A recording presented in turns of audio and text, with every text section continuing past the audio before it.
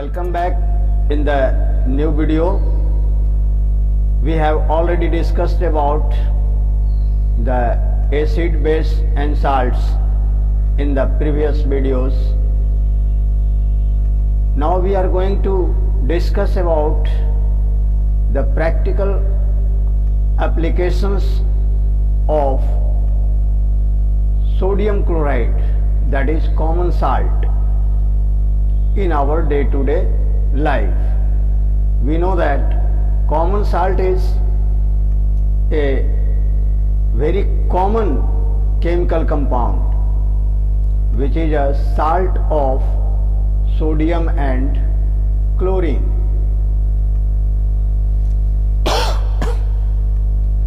Sodium and chlorine combine together to form sodium chloride. But the large scale manufacture of sodium chloride is performed by the evaporation and crystallization of seawater. Salty seawater, you know, contains large number of chemical compounds dissolved in it, but the most saline water contains maximum of sodium chloride. So on evaporation,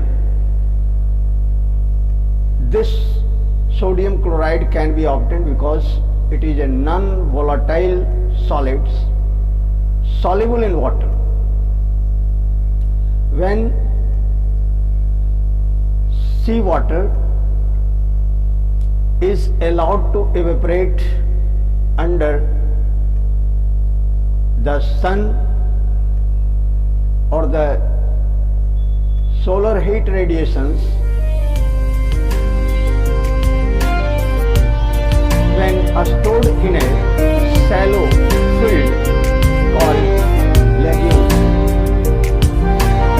When the shallow pits or the fields in which the seawater is collected and allowed to evaporate under natural conditions without heating artificially, they ultimately evaporate and a white crust is left behind as a residue on the bottom of the shallow field. Now, this white crust is scratched out and collected, which may be considered as the harvesting of the field. Just like the crop field, the harvested sodium chloride is collected in the form of heaps of sodium chloride and it is considered as a raw sodium chloride. This raw sodium chloride is then sent to the factories where it is processed to generate refined sodium chloride crystals. By further dissolution, concentration, filtration and crystallization of the solution, it is obtained in the form of well-defined white crystals of sodium chloride. This is done in large factories and then sent to the different places or the market, and ultimately it reaches our home. Now, this is the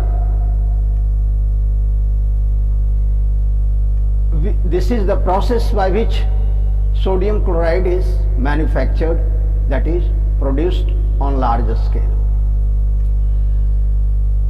Now sodium chloride is very common ingredient of our food items, that is salty food items.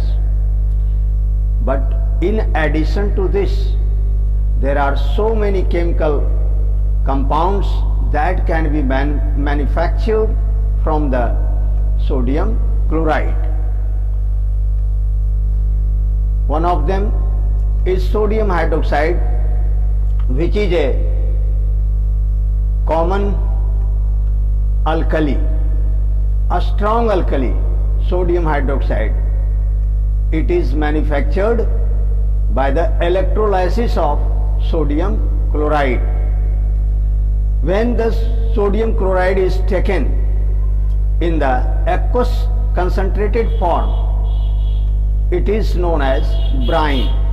Now this brine means concentrated aqueous solution of sodium chloride is taken in a special type of cell, electrolytic cell,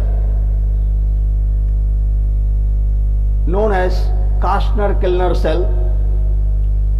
It has 3 chambers separated from each other with the help of plates made of slate. At the bottom of this container, there is a layer of mercury. In the external chambers, there are electrodes made of graphite, that is carbon anode, and the mercury itself behaves as a cathode. The middle chamber contains distilled water.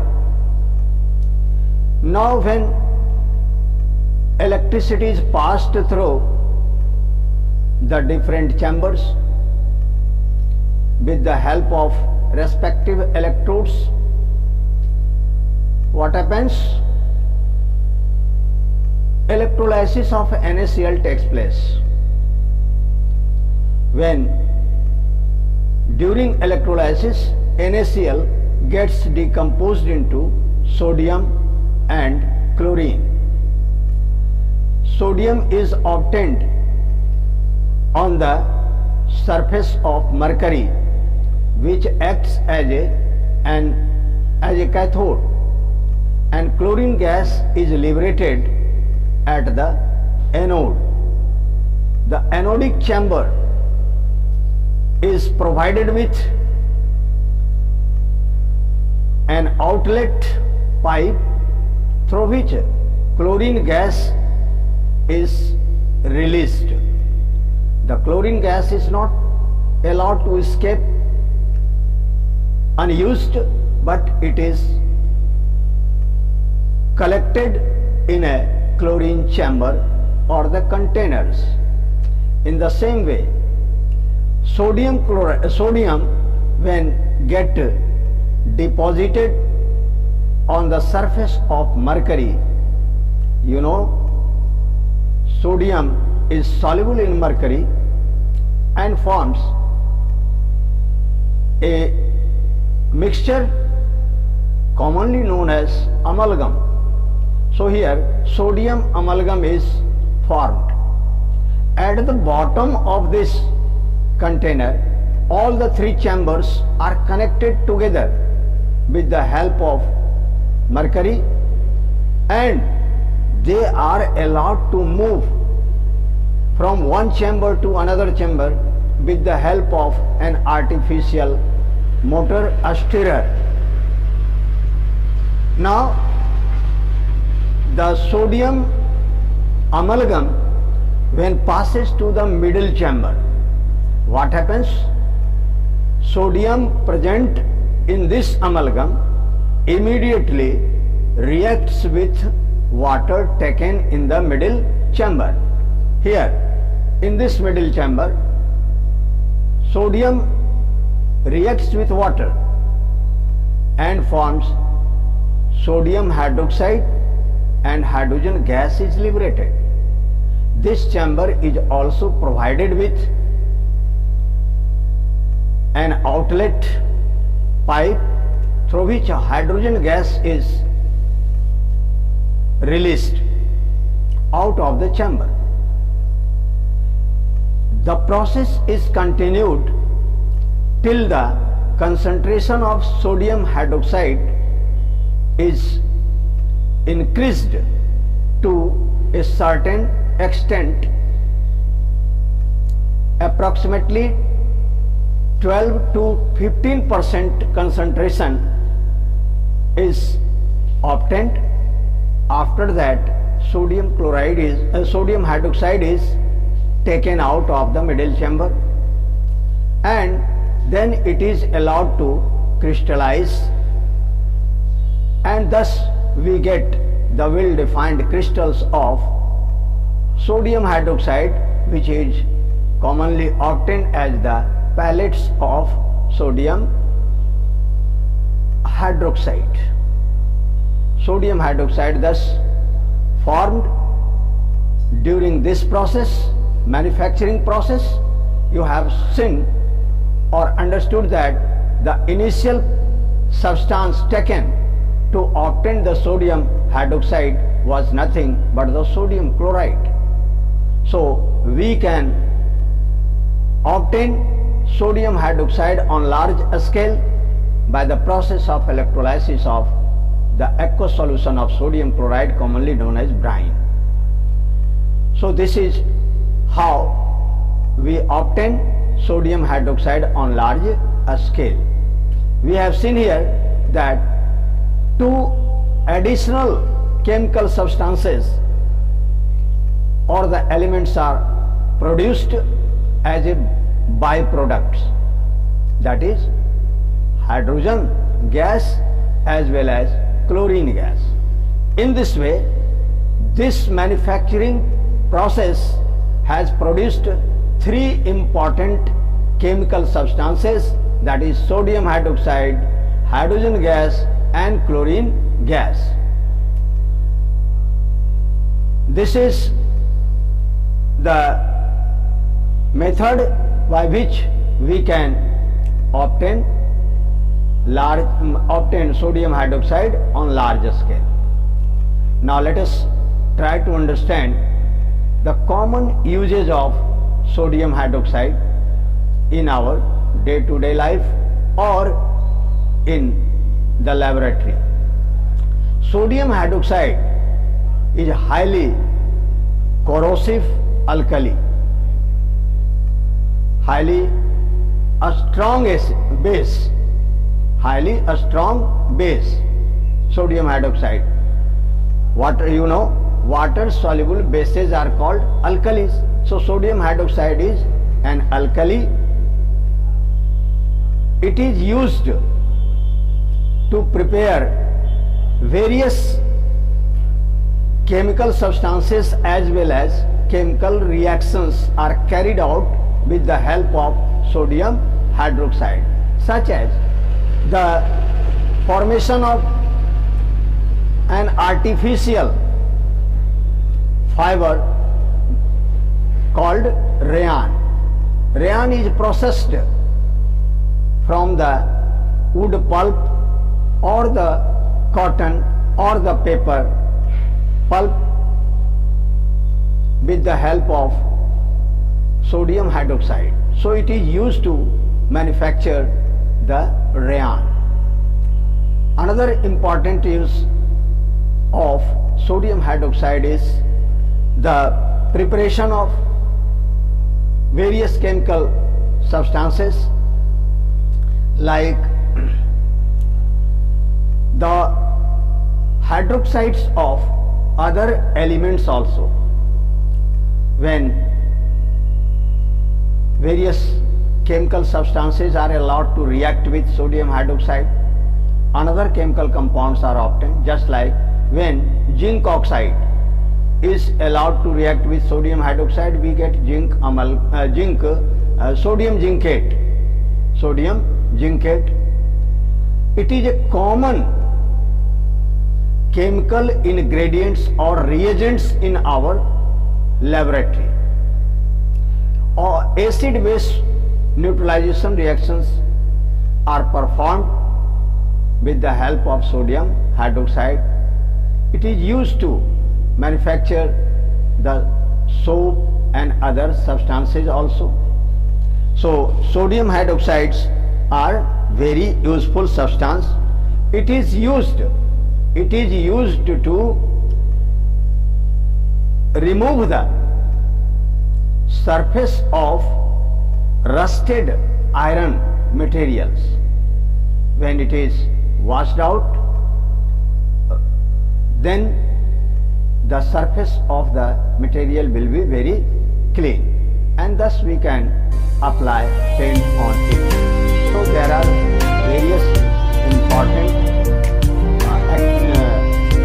uses of sodium hydroxide in various fields of the scientific reaction. Similarly, hydrogen and chlorine are very useful to us.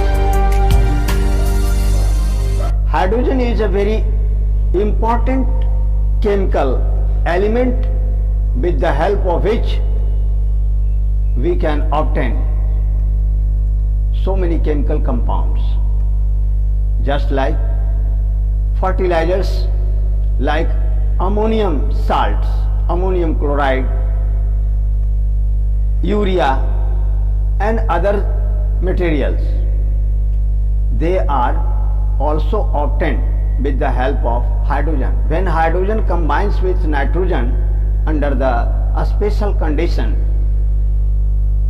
hydrogen and nitrogen give ammonia. N2 plus 3H2, 2NH3 is the reaction. This is done in a special process. So through this process we can obtain ammonia. Hydrogen is used to get ammonia. When hydrogen combines with nitrogen in a special process known as Haber process. It is the manufacturing process of ammonia.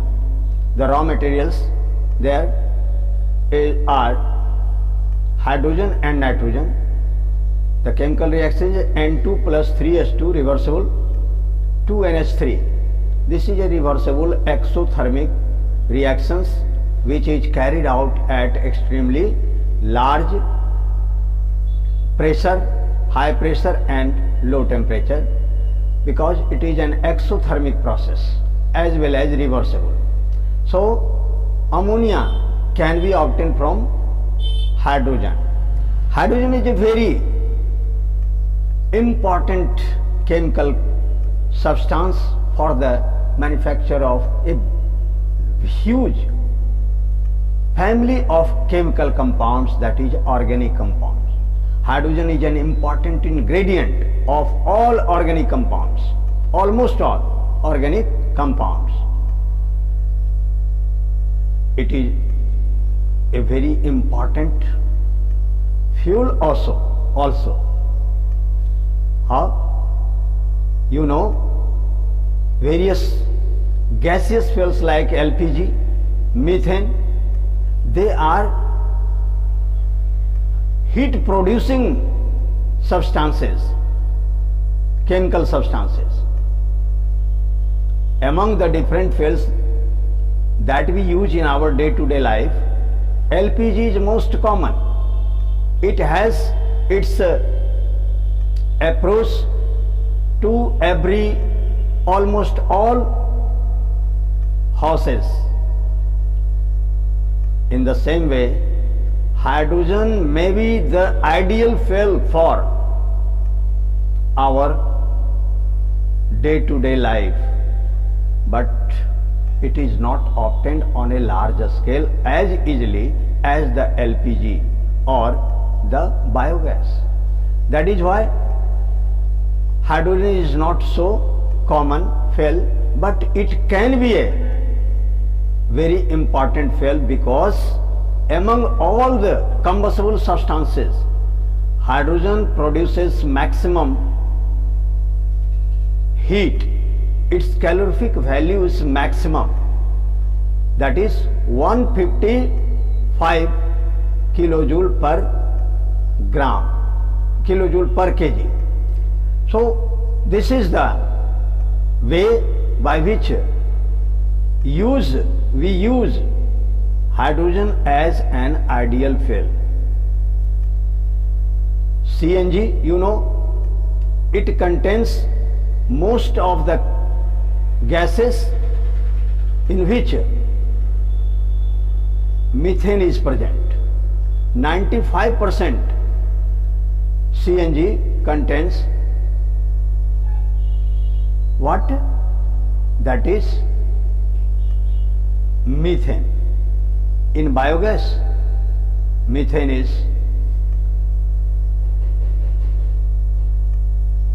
up to 75%, 65 to 75%.